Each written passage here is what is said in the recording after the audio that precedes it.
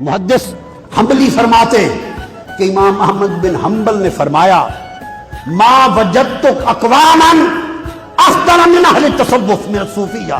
फरमाया मैंने तसव्वुफ़ वाले सूफिया से बेहतर दुनिया में कोई तबका नहीं देखा जितना आला और अरफा और अफजल तबका सूफिया का देखा है। इमाम अहमद बिन हम्बल से मजलिस में किसी ने कहा कि हजरत हम यस्तमिऊन व यरकुसून, हजरत आपने अहले तसव्वुफ़ को कहा कि अफजल अक़वाम हैं, ये सिमा करते हैं और रक्स करते हैं।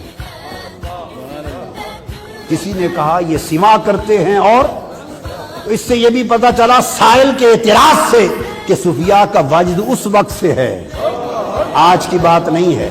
एतराज किया कि यस्तमिऊन व यरकुसून, सिमा करते हैं और रक्स करते हैं, तो फिर कैसे अफजल हुए? कुर्बान जाए इमाम अहमद बिन हम्बल के जवाब पर। उन्होंने फरमाया दाहुन यफ़रहून मअल्लाहि साअतन, वो वज्द करते हैं, रक्स करते हैं, और जो कुछ वो करते हैं फरमाया उनको छोड़ दो उनके हाल पर, वो एक लम्हा मौला की मैयत में खुशी मनाते हैं। हाय हाय।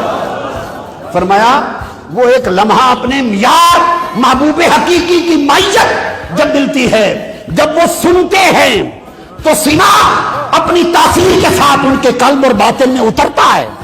उस वक्त वो वारिदात में होते हैं, उस वक्त वो मुशाहदात में होते हैं, उनका जिस्म फाइट में होता है, उनकी रुआइश में होती है। ये मुसाफतें तय करके अनवार और तजल्लियात इलाहिया और कुर्बत इलाहिया के समंदरों में होता सन होते हैं, हिजाबात उठते चले जाते हैं। उस लम्हे वो हालत जज्ब में होते हैं जब तजल्ली निगाह के सामने होती है और महबूब की कुर्बत का एहसास होता है, तो उस वक्त अपने काबू से निकलकर वज्द करते हैं, रक्स करते हैं। फरमाया उस लम्हा उन्हें यार के साथ खुशी कर लेने दो।